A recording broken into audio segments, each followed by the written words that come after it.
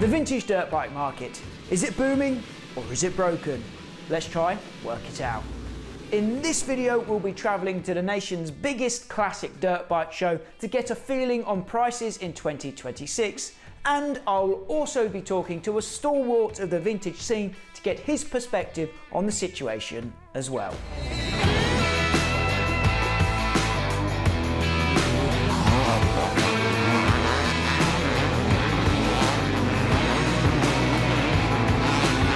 This is a subject that we are very passionate about here at 999 Laser. Me and Dad have been going back and forth on whether we should make a video about it, but the more I explored the question, the more threads we unravelled, the more interesting a video on this subject became to me. And here we are. Like I said, we're pretty damn enthusiastic about old bikes here at 999 Laser. We're often buying vintage machines to feature in videos. Here's just a few examples of bikes that we've bought in recent years.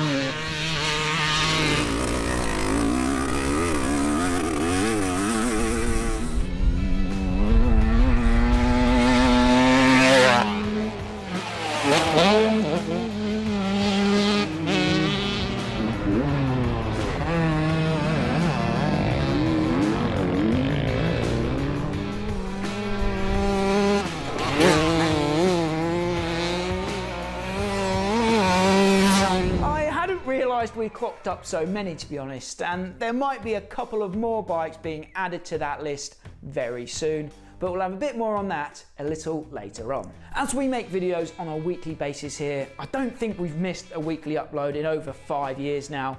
Bikes are continually coming and going. I wish we had the space and the funds to keep them all in a 999 Laser museum, but that's just not the case at the moment. So typically, once we've finished making our videos, the bikes have to be moved on just to make space for the next project and the next idea. So with all of that buying and selling going on, it's safe to say that I've got a vested interest in the vintage dirt bike market. Have I been making hay while the sun shines, or have I been pouring my money into some bad investments?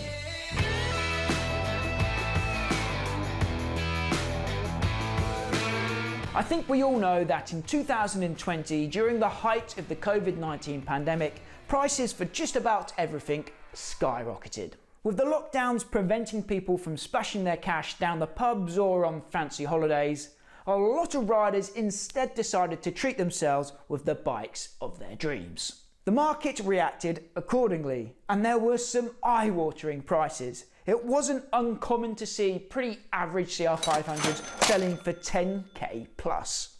But as we know, it was strange times.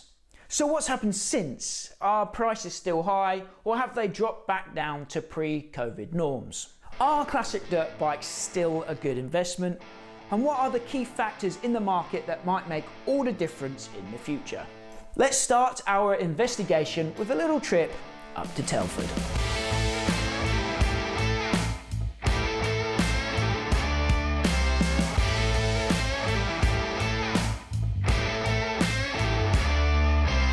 I'm not sure where the market's going at the moment, so we've come here to the Telford Classic Dirt Bike Show to investigate. We're going to have a look around today, have a look at some of the prices, see what we reckon. Also, Sean, I might have bought a few bikes that may or may not be here somewhere. So I want you to try and guess. If you see something, you think, yeah, that's right at Max's Street. I want you to point to Dad and say that's the one that he's bought, because I just want to see if you can guess how my brain works. Why? I just thought we were coming for a day out just to have a look around. We're going to have. We've got two missions: find out if the classic bike market is broken, and for you to guess which bikes I've bought.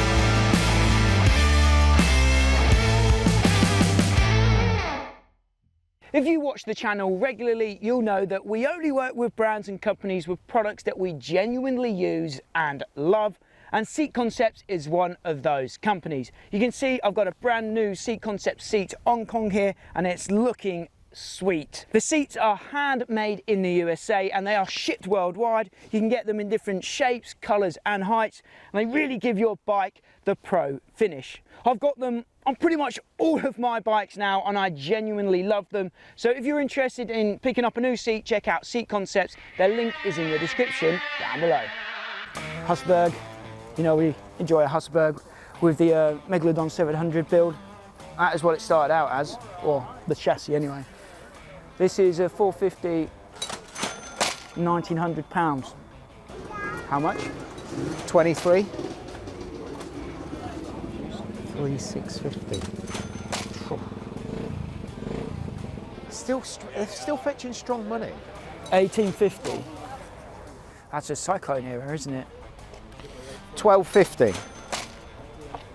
TM125. Sean's got a good idea for Western next year. Yeah.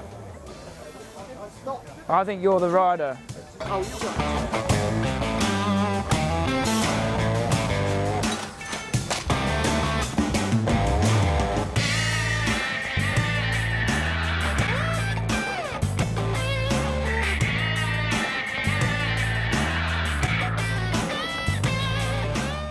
RM500 here, pretty nice and fresh, but 6,995, pretty steep maybe. Would you rather pay 44 for a 125 for 2006 or 6.3 for a twin shocker Elsinore from 1980, 250? I would buy that. I'd be every day. Yeah. Every day. Because what's going to happen is the people that are interested in that, they're going to run out, aren't they? They're going to. You're going to think the price on that's going to drop. Yeah. So we're looking at the bikes and how much they cost, but just looking at the crowds of people here, I think it's safe to say that the vintage scene, the Evo scene, the classic scene is pretty strong. So we've got an unrestored CR500 here, year 2000 at 12 grand. I mean, it's a pretty bike. You can see it ain't done much at all. But, you know, is it still worth that sort of money? I guess so. I think, you know, a collector would have something like that, for sure. It's a 97 KX250 and that's 7,250. But I'm pretty sure that was here last year.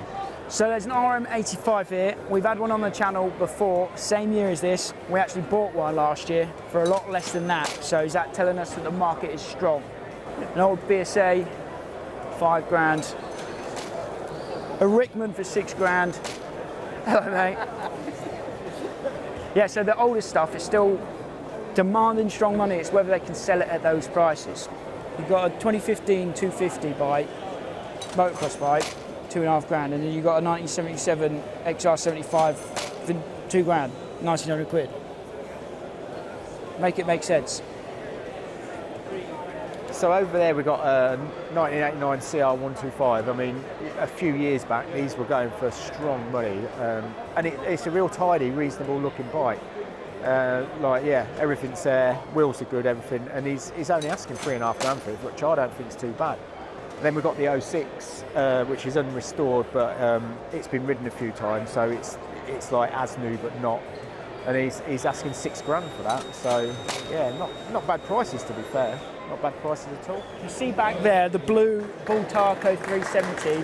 I've been wanting to do a video with a Bultaco for a long time, and I've been struggling to find one to buy. So if anyone watching has a Bultaco that they want to tell the story of, get in touch on Instagram, 999 Laser.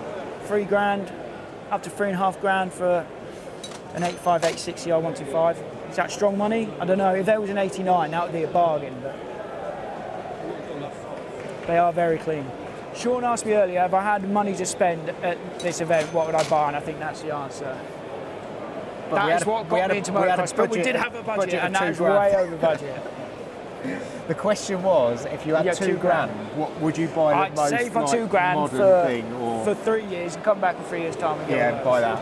There you hopefully go. by that That's time the it's gone answer. down, right? Or is it going to go up? That's what we're trying to work out. I think that will go up. It's That will go up. Yeah, it's your era. Yeah, for the next 10 years, 15 years. Yeah. You got 3 absolutely mint KX80s there from I think 79, the oldest one, up to 82.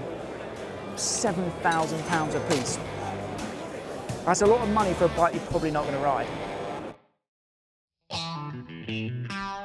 Right, so I'll give you a clue. There's something along here that we have bought. It might not be the exact one, but a version of it is on this fence somewhere. On the fence? Yeah. So it's not anything like anything like that over there? Well, the only thing I can think is whatever that is, a CR450, I guess. What would you do if I turned up to yours with a bike that looked like that?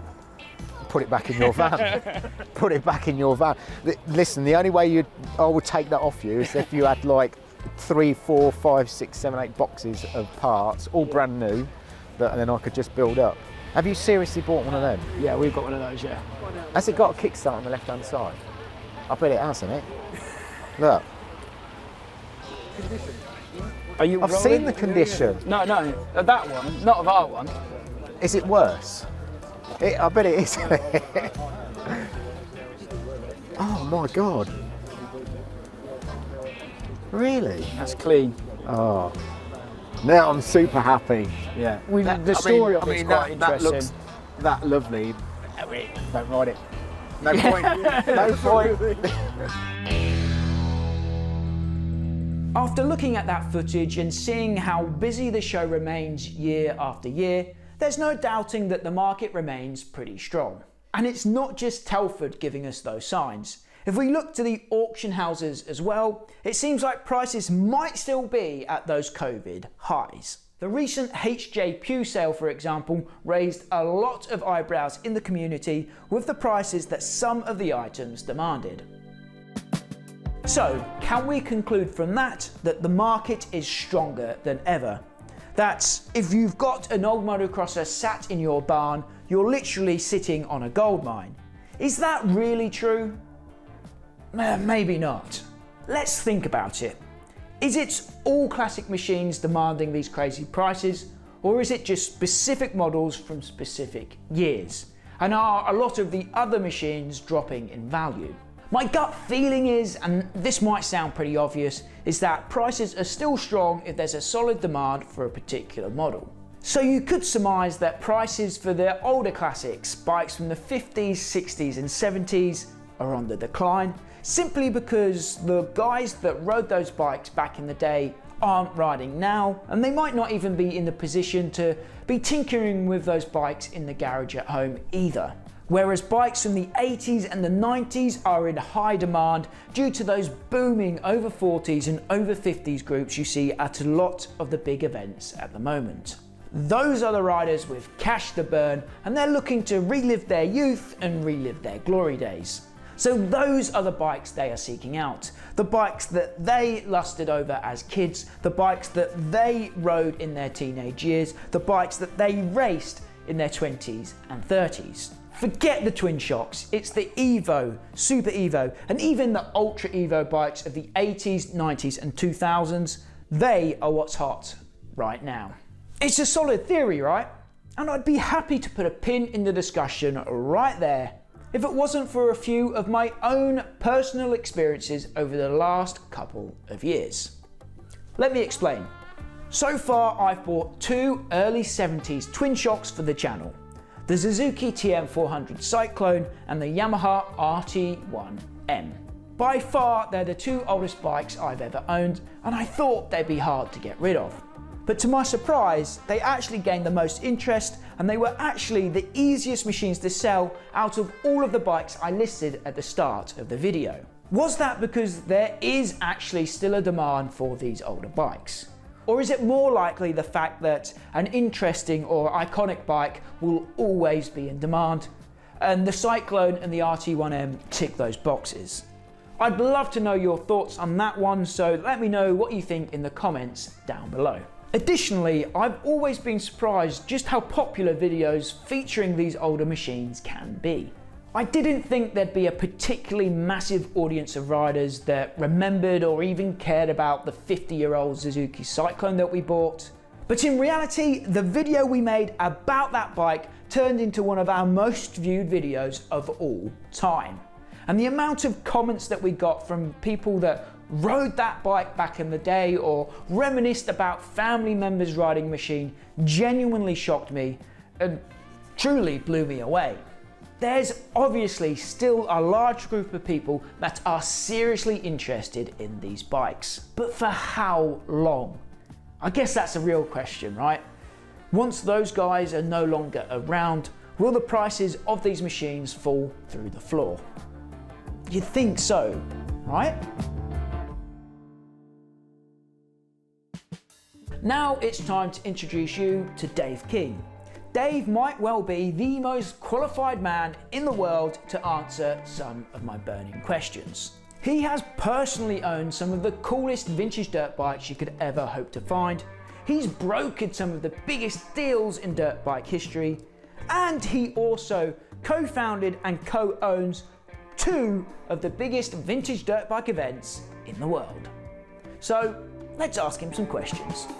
How important do you think events like VMXDN and the Farleigh Castle Vets are to the classic bike market? What difference do you think they make to the prices of classic and vintage bikes? It definitely does make a difference because people want bikes to race at prestigious events. It definitely makes the bikes desirable, which in turn, you would hope increases their price and, just keeps everybody happy. Yeah, I have seen people, I don't know, complain's the right word, but kind of like grumble that events like yours, and there's others around the world obviously, drive the price of older bikes up because they do become more desirable. But I think that's from like the guy that's always done a bit of twin shocking, and it has been used prices being low, right? And now if there's a big event, prices go up because everyone's looking for a bike. But that's the same for any commodity, isn't it? Yeah. In my opinion, without events like yours and having somewhere to ride and race these bikes, then they become just relics and destined to the scrapyard or a man cave, right? Exactly. Without events like ours, an 02 to 08 YZ250 would still be £1,000. Earlier in this video that we're making now, I kind of said that I think older bikes, that their value might be decreasing because the people that raced them back in the day aren't riding anymore or aren't even around. But I have been surprised by the popularity of some of our content with twin shocks, for example. So I just wanted to ask you about the twin shocks. Obviously it's a hot topic for you at the moment. Just let us know what's going on with the twin shock class at Farleigh Castle, because it wasn't going to happen, right, up until last week. So just tell us what's going on with that and then why it's changed and how it's changed. I will be brutally honest with you about the twin shocks. As many people remember, in 2009, when myself and a few others started that event, it was all twin shock. We're now 17 years down the line, times change.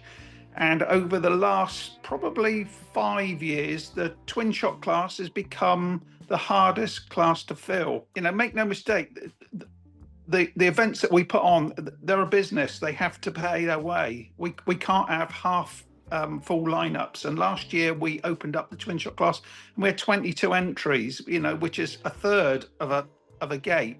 It's just not enough. So this year we said, do you know what? We'll move on from that. But there was a couple of guys that were very vocal, but in the right way, who spoke to us, and we said, yeah, okay, look, put your money where your mouth is. We'll give you a week to fill a lineup, and fair play to them, to Phil Denton and to Alan Bott. They did exactly what they said. They banged the drum on social media and they got 60 entries for us. And I think there's also some reserves now. So it can be done, but it just, took a bit of extra work. Is there just less people riding twin shocks or less people that want to ride? I know for me, I don't want to go out and ride a twin shock. They're completely different animals. Twin shock racing is absolutely healthy and very, very well catered for with the classic clubs, especially down here in the southwest. They regularly have 250 riders at their meetings, so there's no twin shock is not dead. Far from it. It's just found another home. One of the, I guess, biggest headaches for people coming to race your events and race the older bikes is like the stress of parts and sourcing parts and spares for their vintage bikes. Is that a worry for you guys, that if the bikes can't carry on, you can't carry on? Or do you think we'll see just like a wave of companies and people making modern parts, new parts for these old bikes? I know there's like guys that make gearbox parts for CR500s and things like that. Yeah, I think as long as there's guys who want to ride bikes, there'll be guys who want to make parts for those bikes. That 2000s and later era, for the YZ 250 and the RMs, the KXs, you can get those parts still off the shelf, for a main dealer. So it just makes it easier. I can remember when I was twin shock racing 25 years ago, you sort of chose a bike that you knew you could get bits for. There's always a way around it. People, clever people will always sort out how to keep a bike running if they want to race it. Yeah, as long as the will is there, there's a way, right? Exactly. Yeah. Exactly. There's obviously different kind of pockets in the market. There's your vintage guys, your Evo guys, Super Evo, Ultra Evo now. What are your predictions for each of those groups as we look forward into the future? Well, it's all relevant to the guy that it appealed to, I think, back in the day. Now at Farleigh Castle, we've just started this 4-stroke class. Those bikes are 25 years old, so they should form part of a vintage race, a vintage event. And they're still relevant to guys that are probably mid-50s that raced them back in the day. A lot of people said that class wouldn't work, but it filled up straight away. Yeah, that was one of my questions, was the 4-stroke. It's the elephant in the room, because you've never really had a 4-stroke class at your events. Was that a big decision for you guys to make? Was it a hard one to convince some people to do, or was it, like you say, does it just make sense because they're coming of age now? I wanted to do it a couple of years ago, but Sean Copeman and Doc Wobb, my partner in Farleigh Castle, were very adamant they didn't want 4-strokes. But this year I managed to swing them round, and I hope, I just hope it works. I think it will be interesting, to be fair. At Telford, I saw a few 4-strokes coming out of the woodworks because you've put this class on. It's happened already. I've noticed the price of those things pre this event were, pretty damn cheap, but they have started to creep up in price. Do you think there's as many of those old 4-strokes left around as there are the 2-strokes of the same years? Very good question. Depends who you talk to. If you talk to an idiot like me who's not a mechanic, I would say they all still exist. But if you talk to somebody like Rob, Doc Wobb, he'll tell you a lot of those blew up in the day. So I can't answer that. I don't know. All I know is we've got 60 turning up at Farleigh Castle. So obviously nostalgia plays a massive part in the success of your events and the overall health of vintage motocross, right? Everyone's doing it to kind of relive a little bit of the glory days. How much do you think the death of 2-strokes at the professional level helped the boom of vintage racing? That's a very, very good question. I've never thought about it like that, because obviously there was quite a few years in between the 2-strokes dying on the Grand Prix scene and us starting a class for that era of bikes, but it must all follow through. Yeah, I guess it goes in cycles, right? Because you had twin shocks racing the GPs and then they disappeared, and then I don't know, was it 20 years later in the 90s, twin shock racing became its whole own thing. When was the last year of the glory days of 2-strokes in AMA? It was like 2004 maybe? 2004, I would say, yeah. Yeah, and then your event started in 2009, but we didn't then cater for those era bikes until we moved to Fox Hills in 20... Yeah. What year did we go there? 2022. Yeah. So that was a long gap. But I guess it all just goes in cycles, right? So when everyone's forced to ride electric bikes at the top level, then we'll all be going out. We'll all be desperate to ride and watch 4-strokes. I think that will be the end. Yeah, and you're right. We'll all be saying, "Oh yeah, you remember those 4-strokes?" Yeah. Just talk us through your experiences owning, buying, selling. How has it changed over the years, pre, post, and during COVID? So when I first started was 2004, so 22 years ago. And I really, I tell you what I like. I like the thrill of the chase. I liked, this was pre-Facebook, so you had to have some knowledge. And I used to read all of the magazines, in the American magazines, and I knew all the names of the mechanics. Not that I knew them, but I knew their names.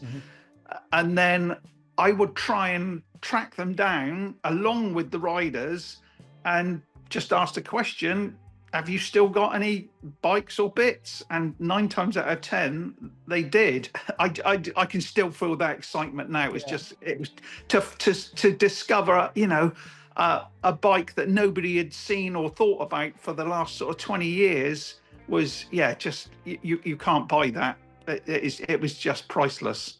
Obviously, you started it buying these bikes, like you said, in 2004. It's changed a lot since then, right? Like the money's got crazy for these factory bikes in the 80s. What have you noticed the trends? Are more people interested in these bikes now? Were you like an early adopter of this kind of collecting? I have noticed over the last 18 months, prices have taken, as everything else has taken a bit of a hit. It all revolves around, what the economy's like, and we all know the economy in the UK at the moment is not the best, and it hasn't been in the world even, has it, for the last 18 months, 2 years. The prices of those bikes has dropped, but everything else has dropped as well, cars, houses, everything. So it's all relative. I did try and sell some stock stuff before Christmas, and there's a little bit of interest. Once upon a time, an 89 CR500 was the most desirable thing to have. That was probably 10 years ago. They're still desirable now, but they're not fetching the money that they did a few years ago. Last question then for this video. I'm going to put you on the spot, as you are our expert on the subject. What should people be putting their money into if they're looking to buy a classic or vintage bike? Where would you put your money at the moment? It's what's relevant to you, and when you were, what you aspired to. I suppose if you had a nice mid 2000s RM250 or a YZ250, I don't think you're going to lose any money on those. You'll probably be able to race that for free virtually. You'll get your money back and some in keeping those bikes. I think any two-stroke from that era will be a good investment. Twin shocks will it's like pre-65s. When that first started, that was huge. And then when the twin shocks came out in very early 90s, the pre-65 bikes started getting cheaper, and meetings started dropping their classes because they were harder to fill.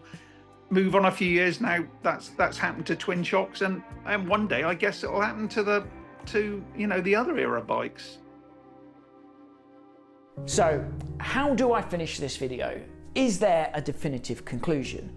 Is the vintage dirt bike market booming or broken?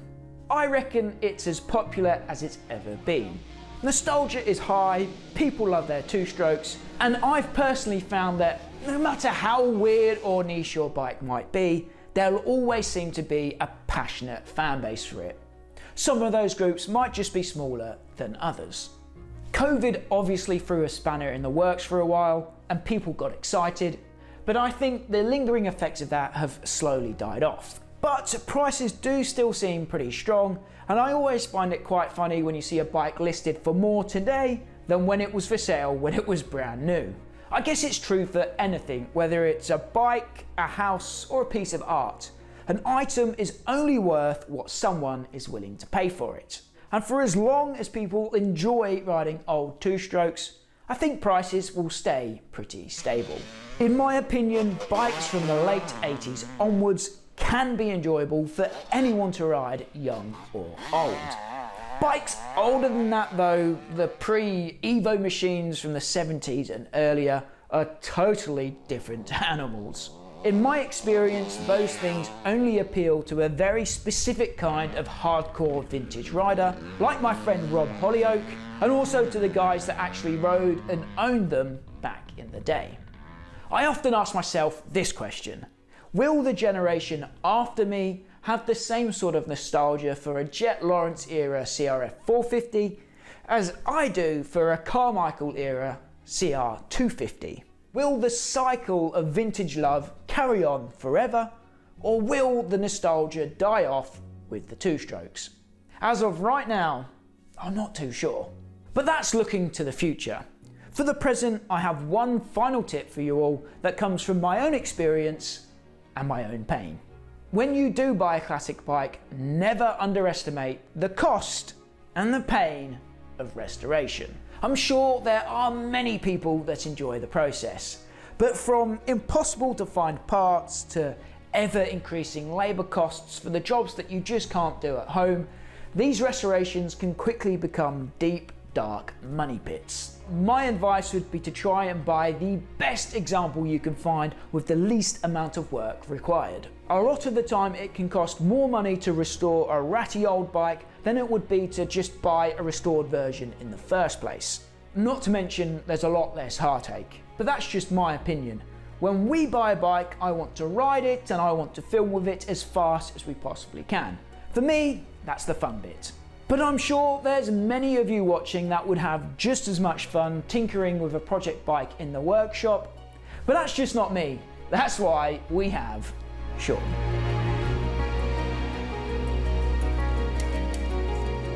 Thanks for taking the time to watch, guys. Please do drop into the comments and let me know your thoughts on this subject. I'm super interested to hear what you got to say. As always, my name's Max. This is 999 Laser. Until next time, we'll see you at the track.